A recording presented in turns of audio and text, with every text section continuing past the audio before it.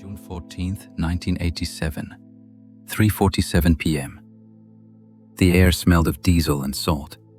Port Everglades, Florida, stretched wide under a cloudless sky, the kind of afternoon heat that made asphalt shimmer and tourists squint behind cheap sunglasses. The Oceanic Dream, a mid-sized luxury cruise liner bound for the Eastern Caribbean, sat docked at Pier 26, engines humming low. Gangway crowded with passengers hauling luggage and waving to family below. Among them, Dr. James Anderson, 39, a cardiovascular surgeon from Raleigh, North Carolina, stood beside his wife, Dr. Patricia Anderson, 37, a clinical psychologist specializing in trauma therapy. They looked like any other couple embarking on a well-earned vacation.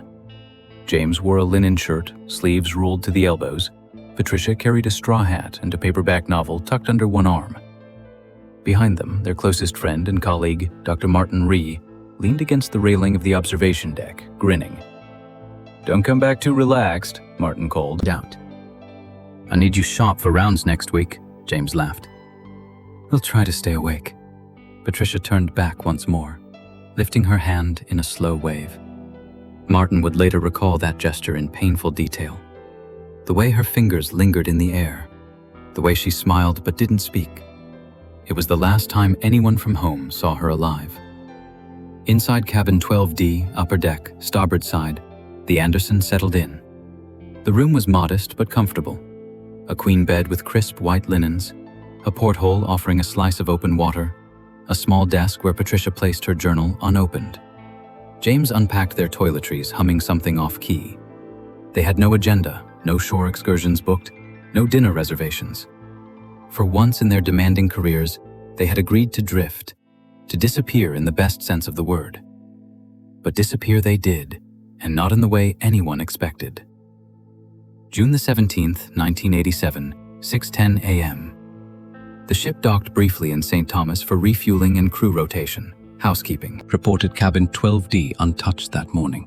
Beds still made, towels folded, the porthole latch sealed from the inside. No one had seen the Andersons at breakfast. They hadn't attended the previous night's deck party. Their keycard showed no activity since June 15th, just after 9 p.m. By noon, the crew initiated missing persons protocol. By the time the Oceanic Dream returned to Port Everglades on June 21st, the FBI had already been notified. The Coast Guard launched a search. Statements were taken from passengers and crew. The vessel was swept stem to stern. Security footage was reviewed, though coverage was limited in 1987. No cameras on exterior decks, no digital logs, just handwritten manifests and analog recordings. The Andersons' cabin remained pristine, untouched, silent, as if the ocean had simply erased them. June 22nd, 1987, 10:15 a.m.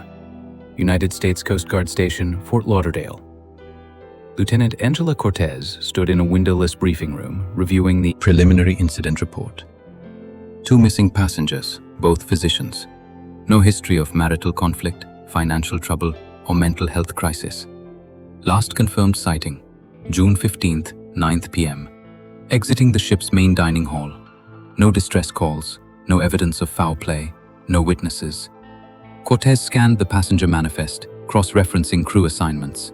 She noted something odd. The Andersons had requested a cabin change on June 14th, the day they boarded.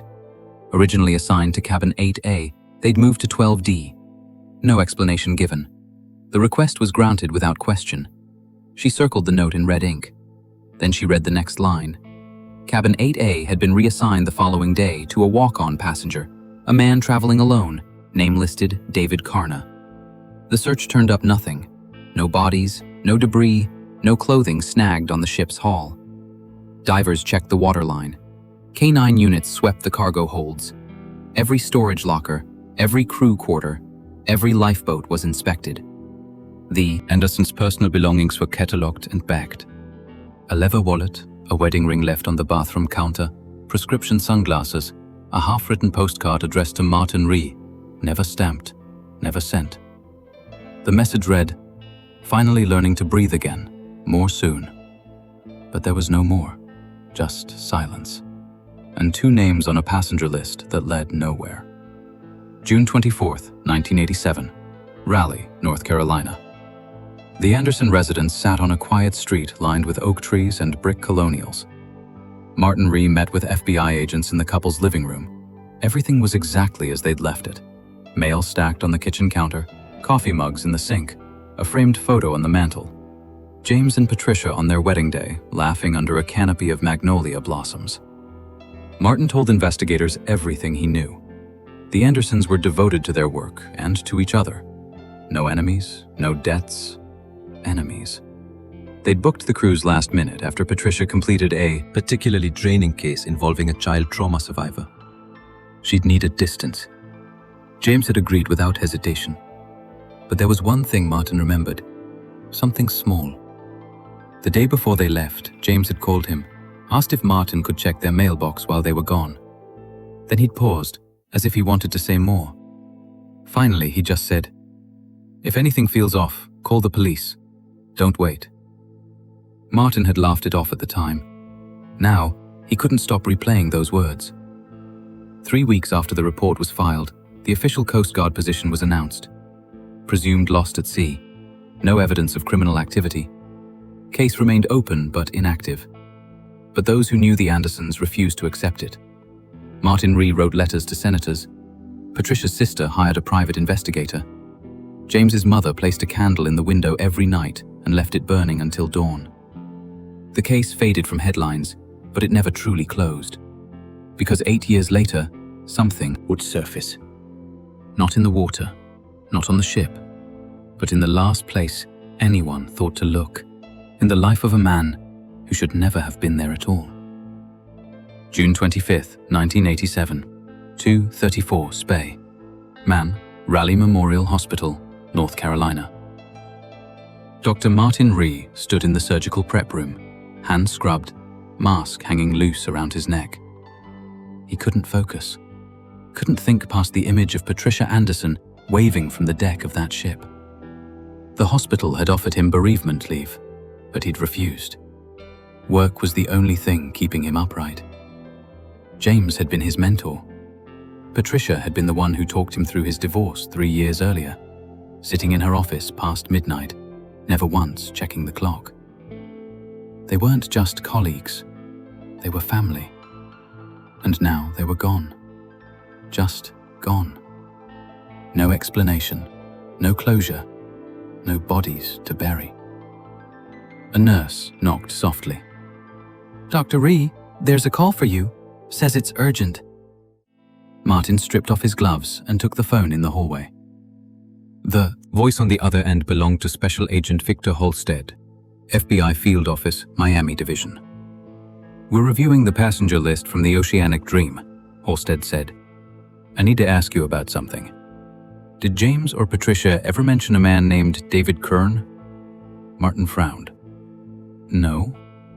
Who is he?" "That's what we're trying to figure out." David Kern had boarded the Oceanic Dream on June 14th, same day as the Andersons. Walk-on passenger, no advanced reservation, paid cash for a single interior cabin, no emergency contact listed. When investigators attempted to follow up, they hit a wall. The address listed on his boarding documents led to a vacant lot in Coral Springs. The phone number was disconnected. Social Security records showed a David Kern, born 1952, deceased 1981, in a car accident outside Pensacola. Yet someone using that name had boarded the ship, occupied cabin 8A, and disembarked in Fort Lauderdale on June 21st without incident. Crew members were interviewed. A steward named Luis Moreno remembered Carna. He described him as quiet, polite, mid-30s average height, always wore a baseball cap and sunglasses, never ordered room service, never attended events. Moreno had knocked on his door twice to offer turn-down service. Both times, Kern had opened the door only part way, thanked him, and closed it again. He didn't want to be seen, Moreno said, like he was hiding from something. June 27, 1987, 1:13 a.m. FBI Field Office, Miami. Agent Holstead sat across from the ship's photographer, a man named Colin Webb, 54, who freelanced on various cruise lines. Webb had worked the Oceanic Dream voyage and shot hundreds of photos during the week. Most were standard fare, Couples at the captain's dinner, tourists posing with tropical drinks, group shots at the pool. But when Halstead asked about the Andersons, Webb pulled out a contact sheet and pointed to a single frame. "I remember them," Webb said. "Nice couple. Didn't smile much, but not unfriendly. I took this on the second night." The photo showed James and Patricia seated at a dining table near a large window overlooking the ocean. They were mid-conversation, Patricia's hand resting lightly on James's arm. The lighting was warm, golden, but in the background, just beyond the edge of the frame, partially obscured by shadow, was another figure. A man standing near the corridor entrance, baseball cap, sunglasses, facing their table. Halstead leaned closer. "Do you remember him?" Webb shook his head. "I don't, but he's in 3 other shots that night. Always in the background, always watching."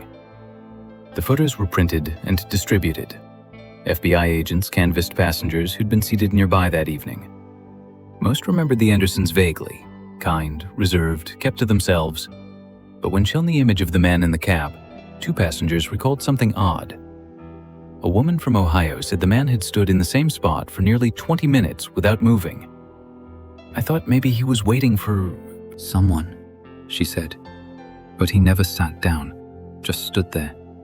A retired banker from Virginia said he'd seen the same man on the upper deck the following night, alone, leaning against the railing, staring down at the cabins below. It stuck with me because of how still he was, like a statue. June 30th, 1987, the Andersons' home, Raleigh. Patricia's sister, Eleanor Grant, flew in from Seattle to help sort through the house. She moved through the room slowly, touching things as if they might break. In the bedroom, she found Patricia's journal on the nightstand. Patricia had always been a compulsive writer, filling notebooks with observations, reflections, fragments of therapy sessions she couldn't discuss aloud. Eleanor opened it carefully. The last entry was dated June 13th, the day before the cruise. "James keeps asking if I'm okay. I told him yes, but I'm not sure that's true. The hallway case broke something in me. That little girl's face. I can't stop seeing it. Maybe distance will help. Maybe the ocean will wash it away. I just need to stop thinking for a while." Elena flipped forward. The next pages were blank, but tucked between them was a folded piece of paper, cream-cold, expensive stationery. It wasn't Patricia's handwriting. The note was short, typed, unsigned. "Dr. Anderson, I've been following your work for some time. I believe we have much to discuss. If you're willing, I'd like to meet during your travels. I'll find you. Respectfully, a colleague." Elena stared at the note. No name, no date, no return address. She called Agent H. Steed immediately.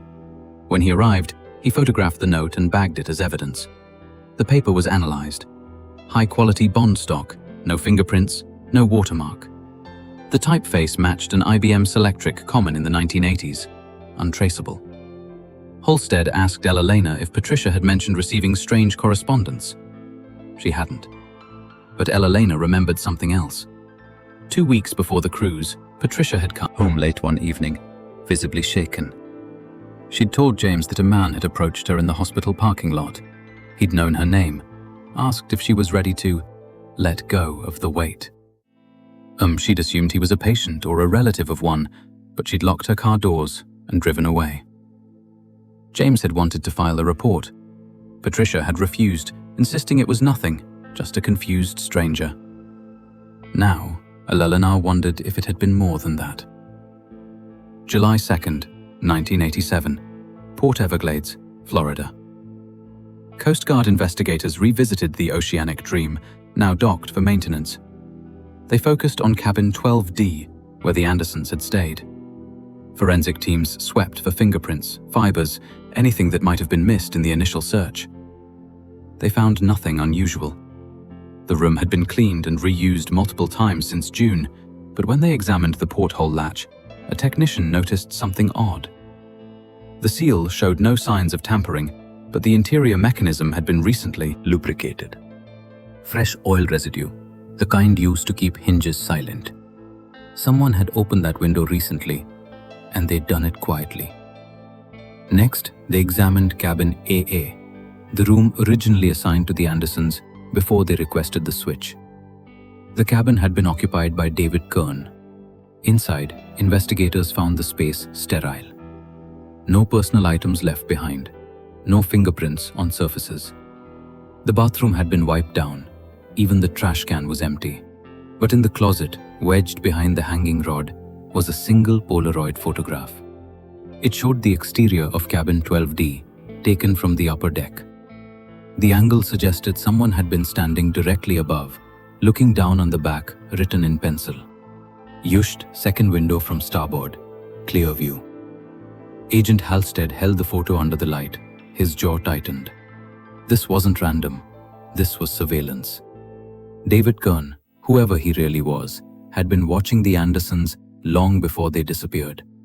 And he'd planned it carefully. July 15th, 1987. FBI Field Office, Miami.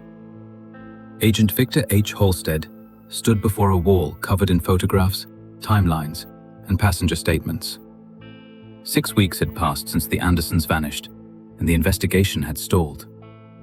David Kern's trail ended at the Port Everglades security gate. Surveillance footage from June 21st showed him exiting the terminal at 11:47 a.m., carrying a single duffel bag, wearing the same baseball cap and sunglasses. He walked toward the parking lot and disappeared into a blind spot between cameras. No vehicle registration, no taxi receipt, no witness who remembered seeing him after that moment. He'd simply evaporated. Halstead had contacted every David Kern in the national database. Dozens of interviews, none matched. He'd run the Polaroid photograph through enhancement labs, hoping to extract a reflection or identifying detail. Nothing usable. The typewritten note found in Patricia's journal had been analyzed by 3 separate forensic linguists. Their conclusion? Educated writer, formal tone, possibly academic background, but no definitive profile. The case was dissolving into shadows. By August, the FBI officially downgraded the investigation to inactive status. Halstead was reassigned. The files were boxed and transferred to cold case storage. Martin Ree received a formal letter thanking him for his cooperation and informing him that all leads had been exhausted. He read it once, then burned it in his fireplace. He would never stop looking. September 1989, 2 years later, Martin Ree had become obsessed. He'd hired 3 private investigators, each following different angles. One traced cruise line employment records, searching for crew members with criminal histories. Another focused on passengers who'd boarded under suspicious circumstances in the months before and after the Andersons' voyage. The third looked into Patricia's case files, wondering if someone she'd treated or evaluated might have harbored a grudge. All 3 investigations led nowhere. The financial strain was crushing Martin.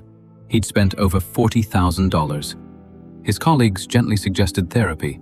His ex-wife called concerned, but he couldn't let go. Every night, he returned to the same question. Why had James asked him to watch for anything that felt off? What had James known? What had he feared? In October 1989, Martin received a package. No return address, postmarked from Charleston, South Carolina. Inside was a single VHS tape, unlabeled. He played it immediately. The footage was grainy, shot from a handheld camera, timestamp in the corner.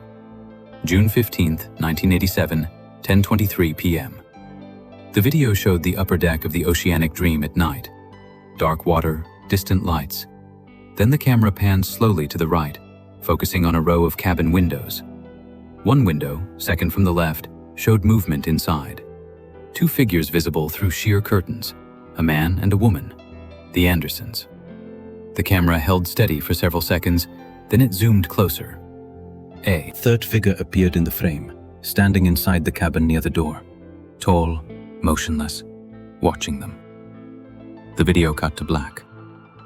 Martin's hands shook. He called the FBI tip line, left a message. No one returned his call.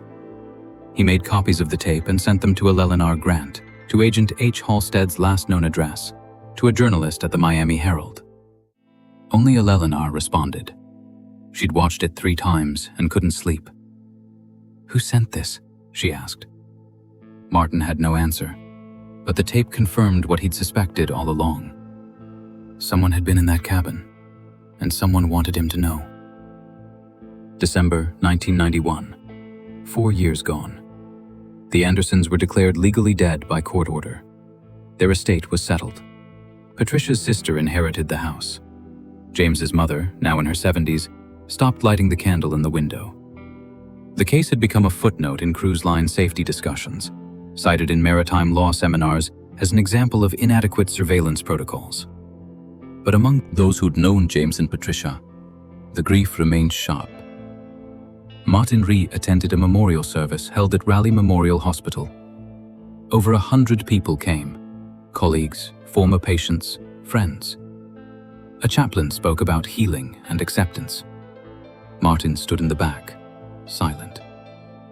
He didn't believe in closure, not without answers. After the service, a woman approached him. She was in her mid-60s, silver hair pulled back in a tight bun, eyes sharp and assessing. She introduced herself as Dr. Evelyn Marsh, a retired forensic psychologist who'd worked with the FBI's Behavioral Analysis Unit in the 1970s and early 80s. "I knew Patricia," she said quietly. "We met at a conference in 1985. She was brilliant, compassionate. She told me about a case that haunted her. A child had been abused by a trusted family friend. Patricia testified against him. He was convicted, sent to prison." Martin nodded slowly. The Holloway case. She mentioned it in her journal. Evelyn's expression darkened. "The man's name was Kenneth Dre. He was released in May 1987, 1 month before your friends disappeared." The air seemed to still. Martin stared at her. "Released? Early parole. Good behavior." Evelyn handed him a folded newspaper clipping. "He died 3 months later. August 1987. Car accident in Georgia. But before he died, he made threats, sent letters to Patricia's office. The hospital reported them to police, but nothing came of it. No direct contact, just words on paper." Martin unfolded the clipping. The obituary was brief. Kenneth Dre, 44, survived by no immediate family, no service held, cremated. But at the bottom of the article, someone had handwritten a note in the margin. He wasn't alone when he died. Martin looked up. "What does that mean?" Evelyn shook her head. "I don't know, but I thought you should have it." She walked away before he could ask anything else. Martin stood in the hospital parking lot, the same lot where Patricia had once been approached by a stranger.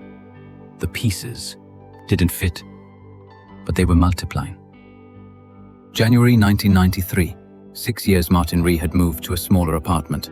His practice had suffered. He'd lost weight. Friends worried, but he kept searching. He'd contacted the Georgia State Police requesting accident reports for Kenneth Dre. The file showed Dre's vehicle had veered off Highway 75 south of Atlanta, struck a guardrail, and rolled into a ditch. Fatal. But a witness, a truck driver who'd been traveling behind him, reported seeing another vehicle following closely before the crash. A dark sedan, no plates visible. The witness couldn't confirm if the sedan had caused the accident, but he described it as aggressive. The detail had been noted, then dismissed. Single car fatality, no evidence of foul play. Martin requested Dre's parole records. Most were redacted, but one entry stood out. On June 10, 1987, 4 days before the Andersons boarded the cruise, Dre had missed a scheduled meeting with his parole officer. He'd called to explain was out of state on personal business. The officer had issued a warning, but took no further action. Where had Dre gone? Martin couldn't prove it, but the timeline was impossible to ignore. March 1995, 8 years. The phone call came at 2:17 a.m. Martin was awake, as he often was, reviewing old case notes. The voice on the line was unfamiliar, male, calm. "Dr. Rhee, my name is Lieutenant Peter Gaines. I'm with the U.S. Coast Guard, Norfolk Division. We've recovered something. I think you need to see it." Martin sat up. "What did you find?" "A boat, adrift. No crew, no identification. But there were items on board. Medical equipment, a stethoscope engraved with the name James Anderson. The world tilted. Martin gripped the edge of his desk. Where? 200 meters southeast of Cape Hatteras. The vessel's been in the water for years. We're running forensics now.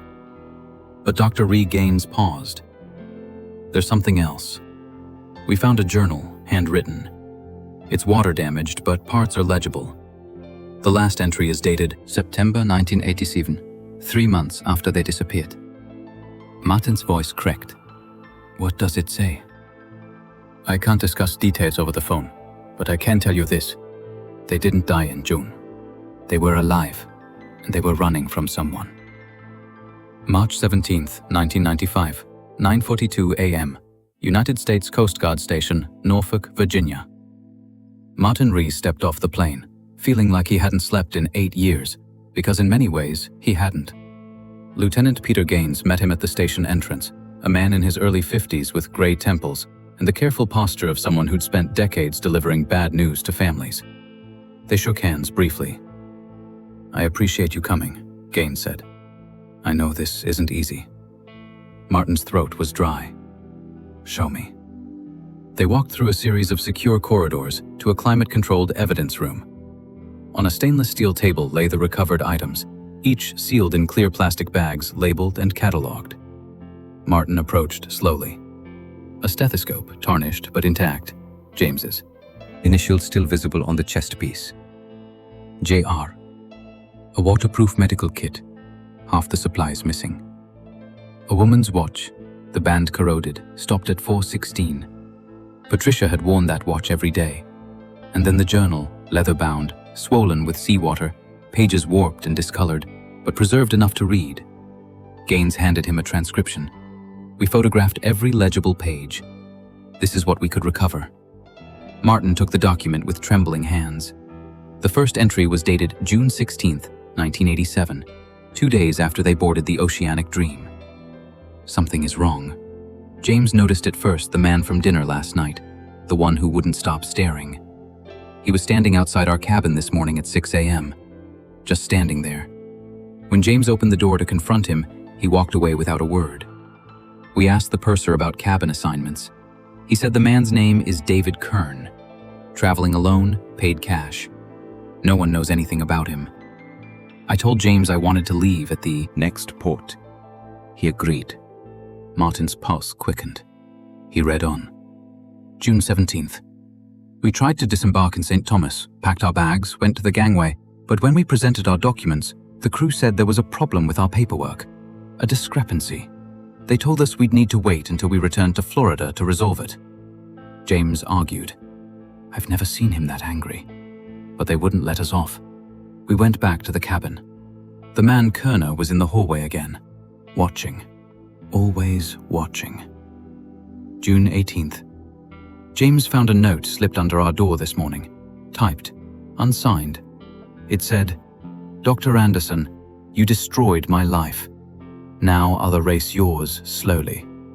I know who sent it. Kenneth Dre.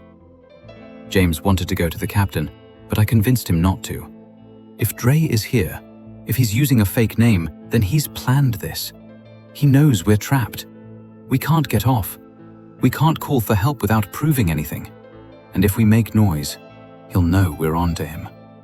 We're going to stay in the cabin. Lock the door. Wait until we reach port. Then we'll go straight to the police. Martin looked up at Gaines. Kenneth Dre. He was a convicted child abuser. Patricia testified against him. He was released 1 month before they boarded that ship. Gaines nodded grimly. We're running his name through every database now. But keep reading. June 19th. Something happened last night. We heard scratching at the door around 3 a.m., like someone testing the lock. James grabbed a chair, wedged it under the handle. We didn't sleep. This morning, the crew knocked to deliver fresh towels. When we opened the door, there were scratch marks on the frame, deep ones. Whoever did it wanted us to see them, wanted us to be afraid. James found the purser again, demanded to know if Carno was still on board. The purser checked the manifest and went pale. He said Karna had disembarked in St. Thomas, signed out voluntarily. But that's impossible. We saw him yesterday in the hallway near the pool. He's still here. Martin's hands tightened on the paper. The entries became more frantic. June 20th. James spoke to another passenger today, an older man who said he'd seen someone matching Karna's description entering the crew areas, unauthorized. The man reported it, but nothing was done. We're starting to realize the crew either doesn't care or doesn't believe us. We're on our own tonight. James wedged the porthole shut with a towel. He said, "If Dre tries to come through the window, at least we'll hear it." I can't stop shaking. Hour, June 21st. The handwriting here was rushed, almost illegible. We're back in Florida, but we didn't get off. James was approached by a man in the terminal, someone who identified himself as a federal agent. He told us Dre had been spotted in the area and that we were in danger. He said we needed to come with him immediately, that the FBI had a safe location prepared. He showed credentials. Everything looked legitimate, so we went. But now I don't think he was FBI. I think we made a terrible mistake. The next entry was 3 weeks later, July 10th, 1987. We're on a boat, I don't know where. The man who took us, he's not law enforcement. His name is Garrett. He says he's a private security contractor. Says someone hired him to protect us, but he won't say who. James doesn't trust him, neither do I. But he's kept us alive. He says Dre is still looking. Says Dre has connections, resources we didn't know about, that he won't stop until we're dead. Garrett says we can't go home, can't contact anyone. If we do, Dre will find us. So, we stay on the water, hidden, waiting. August 3rd, 1987. Garrett told us the truth today. He wasn't hired to protect us. He was hired to kill us by Dre. But Garrett said he couldn't do it. Said we reminded him of his sister and her husband. So instead, he's hiding us. He's putting his own life at risk. James asked why.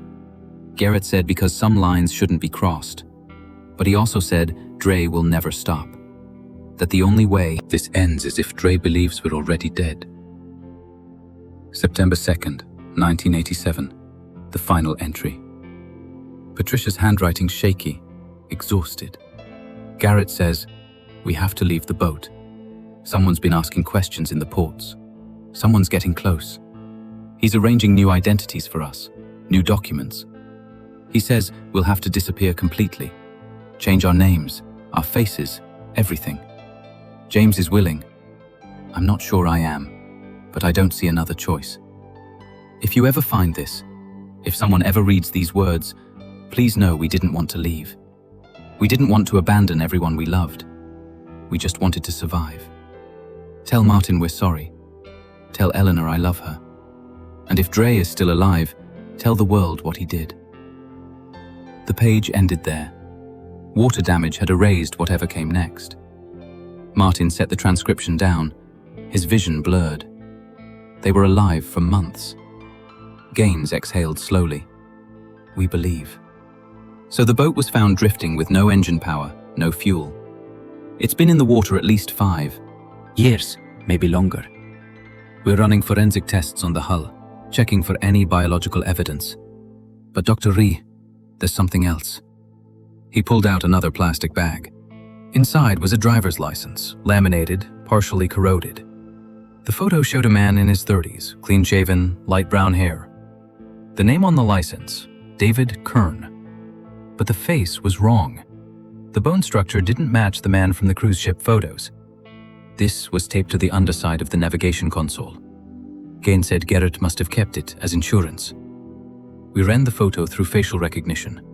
It came back with a match. The real David Kern died in 1981, but the man using his name, the man on that boat, was Kenneth Dre. Martin's stomach turned. Dre was on the cruise. Dre followed them.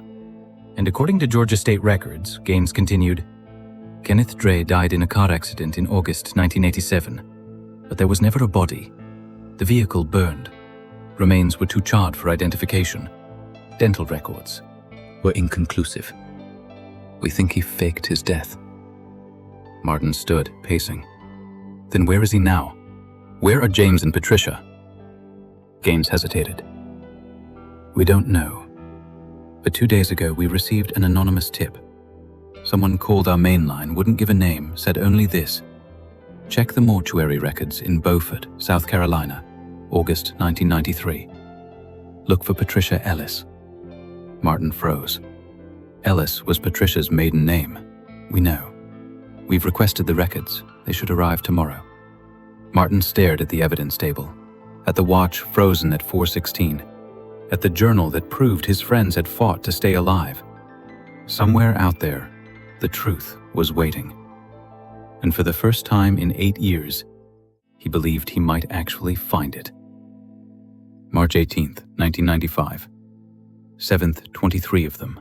Beaufort, South Carolina. Office of Vital Records. Martin Ree and Lieutenant Gaines arrived before the building opened, waiting in the parking lot as early morning fog rolled off the Beaufort River. Neither had slept.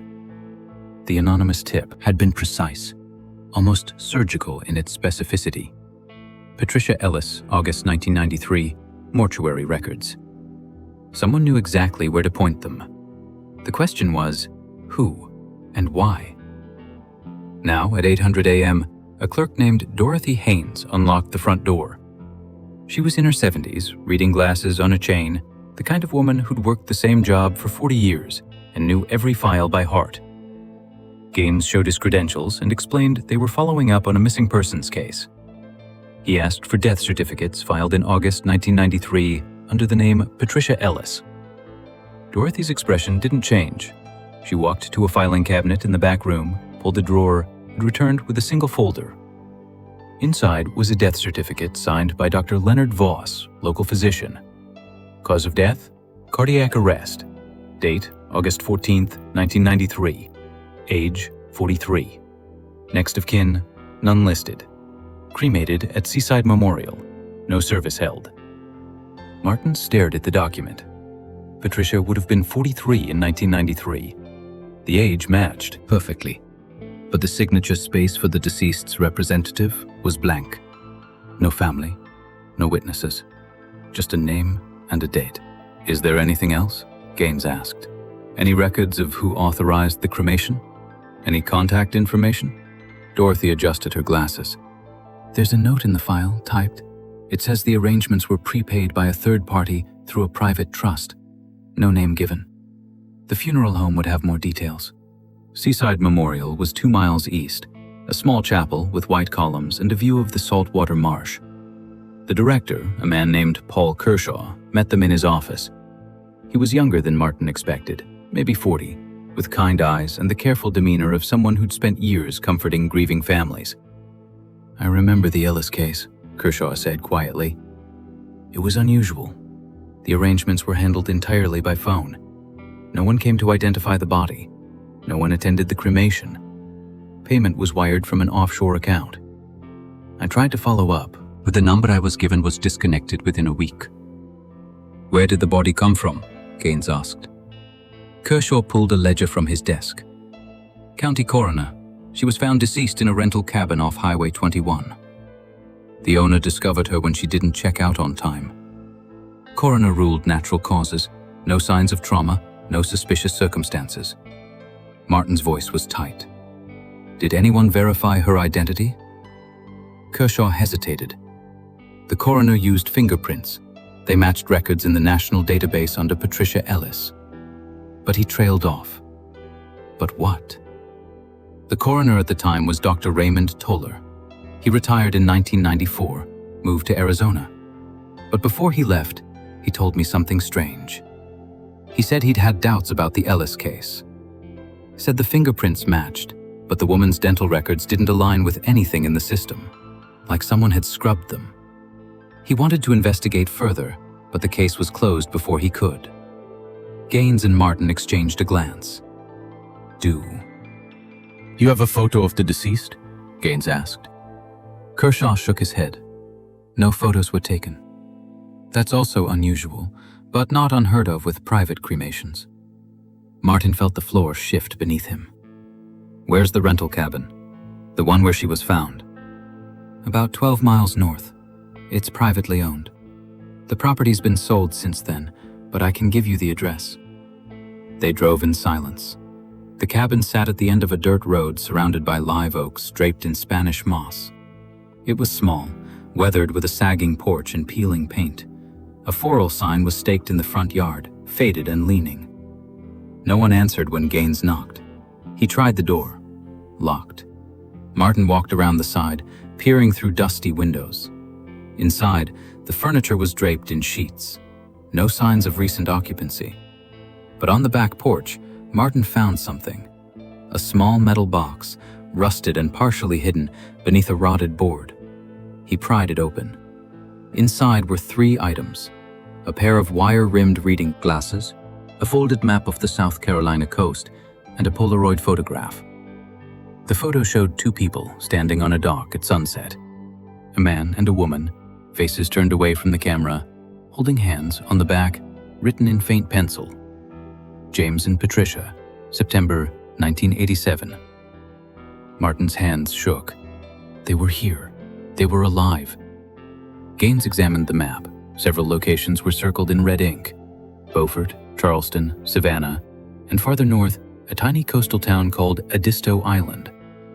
Next to it, a handwritten note: Garrett's contact. Safe, March 20th, 1995. Edisto Island, South Carolina.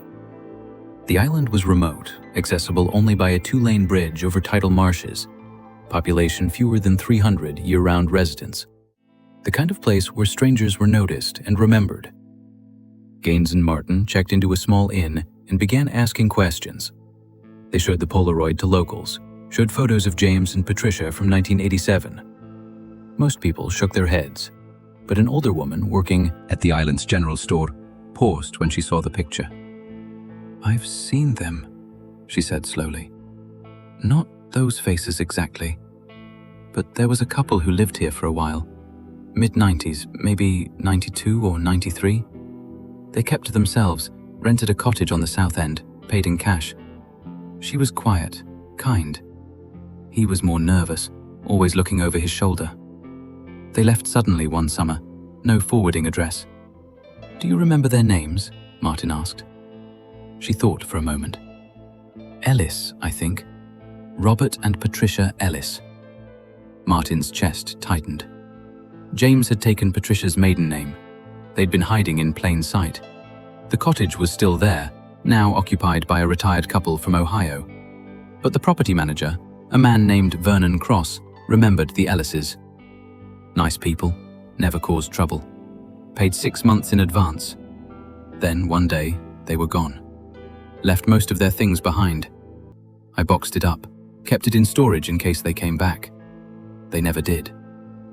Cross led them to a storage unit behind his office.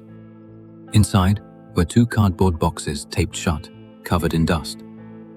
Martin opened the first one carefully. Inside, books, medical journals, a framed photograph of a wedding. Faces he recognized instantly. James and Patricia Anderson. Younger, smiling, surrounded by friends. Martin's own face was visible in the background. The second box contained clothing, toiletries, and a shoebox filled with handwritten letters. Martin opened one. It was addressed to Eleanor, Patricia's sister, but never sent. "Dear Eleanor, I don't know if I'll ever be able to send this. I don't know if you'd even want to hear from me after everything. But I need you to know I'm still here. James is too. We're alive.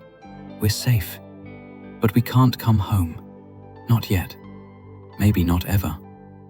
The man who wants us dead, he's still out there. And he's patient. He'll wait as long as it takes.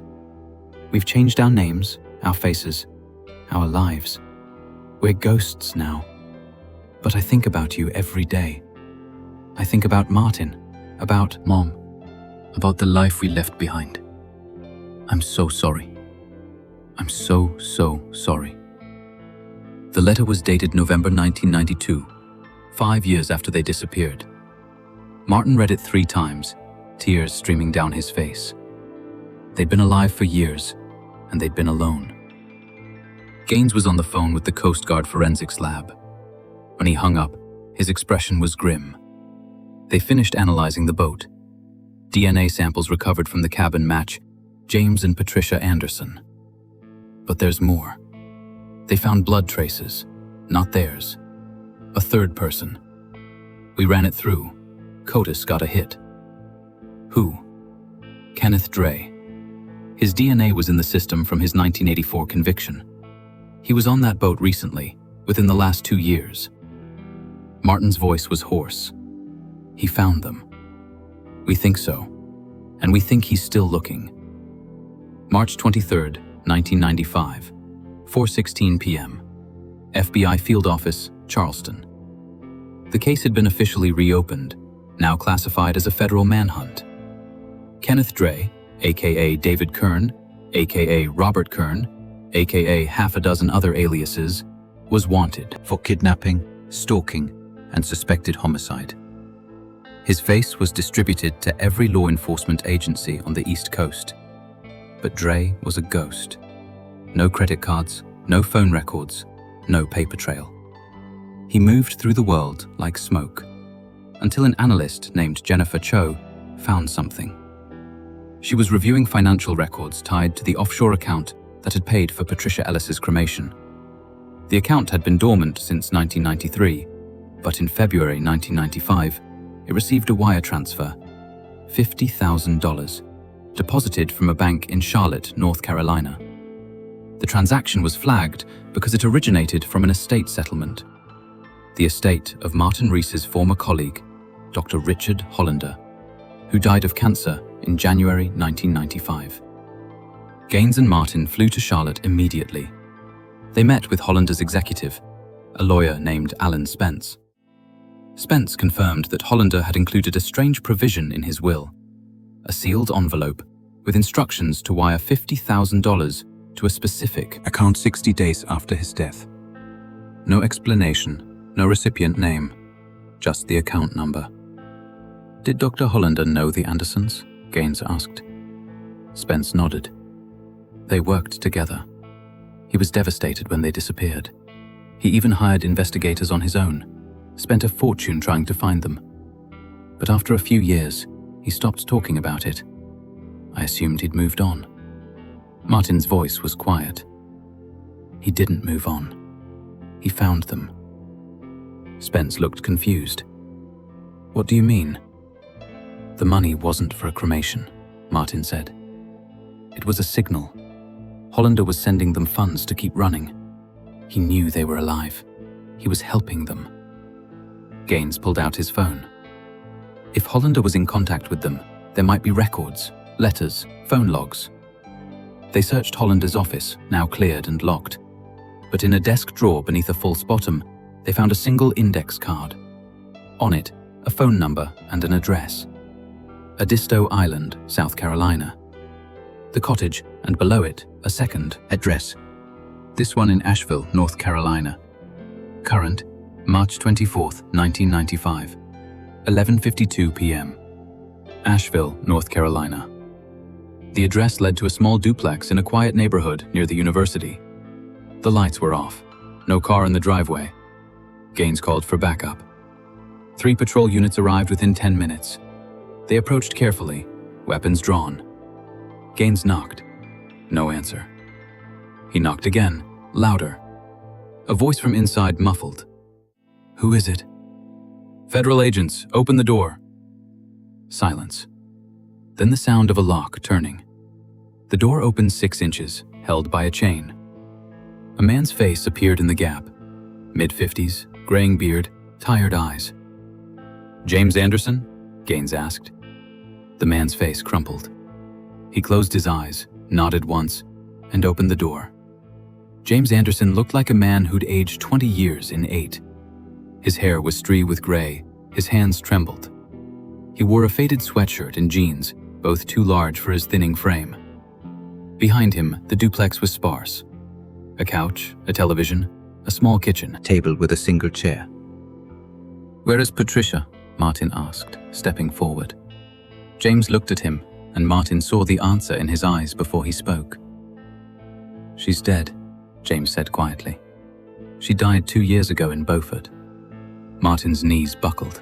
Gaines caught him, steadied him. James sank onto the couch, head in his hands. It was her heart, James continued, voice breaking. She'd been having episodes for months. Stress, fear, years of running. She didn't want to see a doctor, didn't want to risk being found. One night, she just, collapsed. I tried CPR, called for help, but it was too late. He looked up, tears streaming. I couldn't bury her under her real name. Dre was still looking, so I used Ellis, paid cash, had her cremated. I didn't know what else to do. Where are her ashes? Martin whispered. James pointed to the mantel, a simple ceramic urn, unmarked. She's here. She's always been here. Gaines spoke carefully. Mr. Anderson, Kenneth Dre is still alive. We found his DNA on The boat. He's been searching for you. Do you know where he is? James wiped his face. I don't, but he found us once in Beaufort, 3 weeks before Patricia died.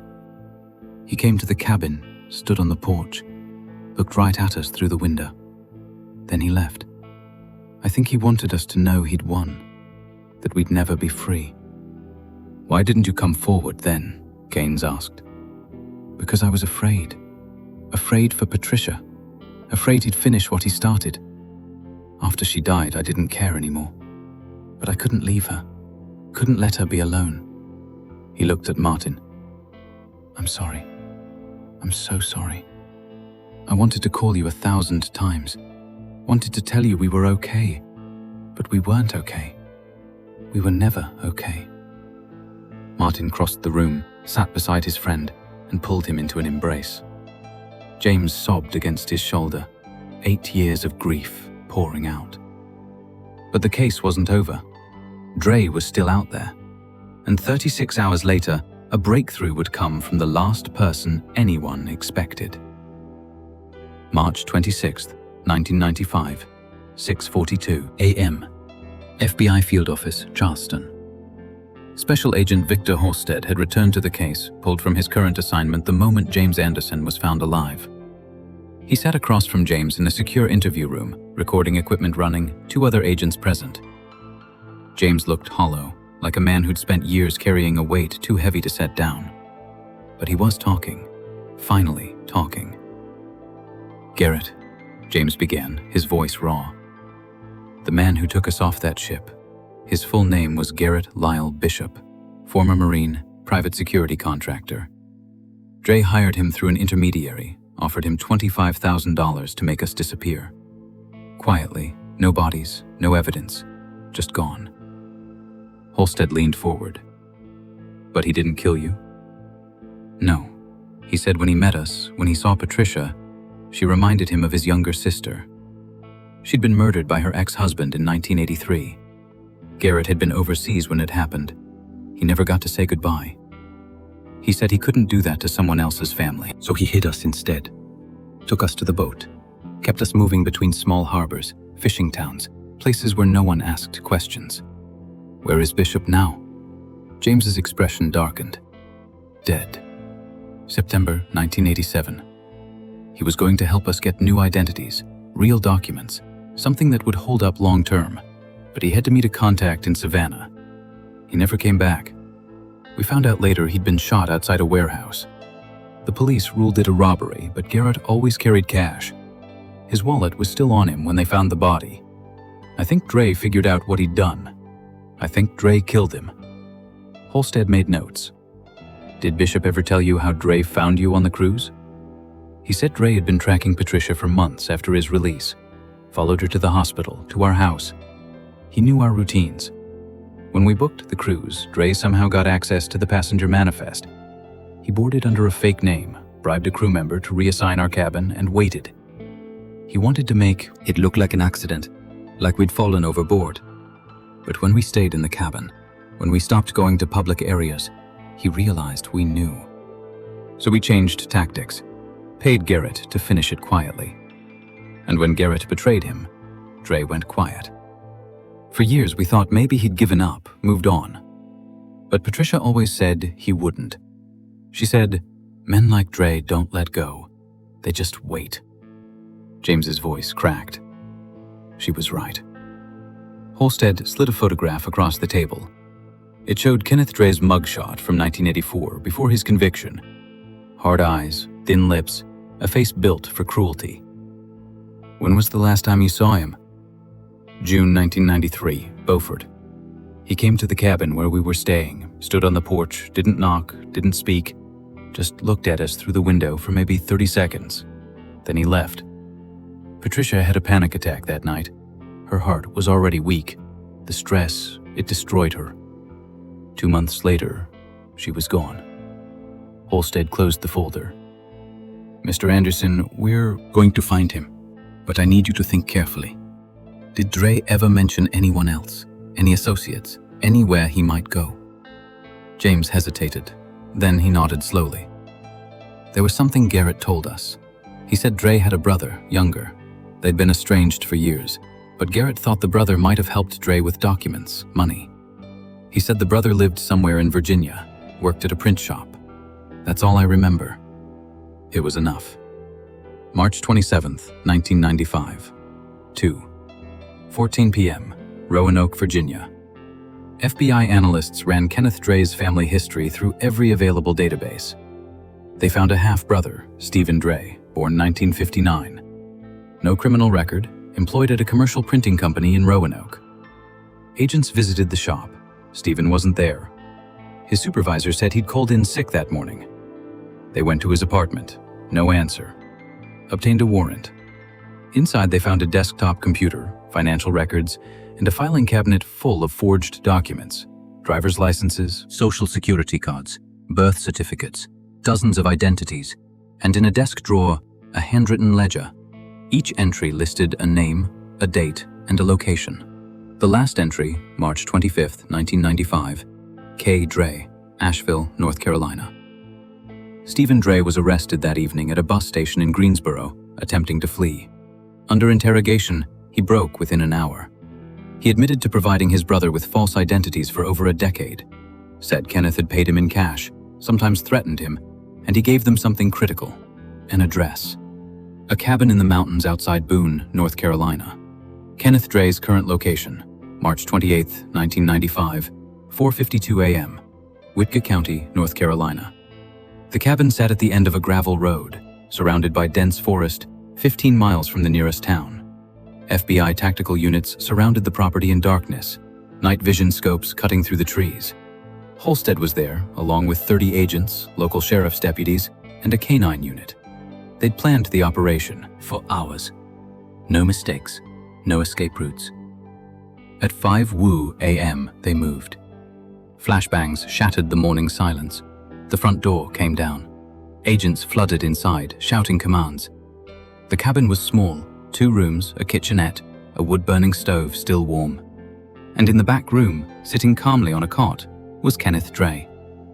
He was older than his mugshot, 54 now, graying hair, thin face, but the eyes were the same, cold, empty. He raised his hand slowly, almost bored. "Took you long enough," he said. They cuffed him, read his rights, searched the cabin. What they found turned Martin Reese's stomach when he heard about it later. Photographs, hundreds of them, pinned to the walls, stacked in boxes spread across a table. Photos of James and Patricia from 1987. Photos of their house in Raleigh.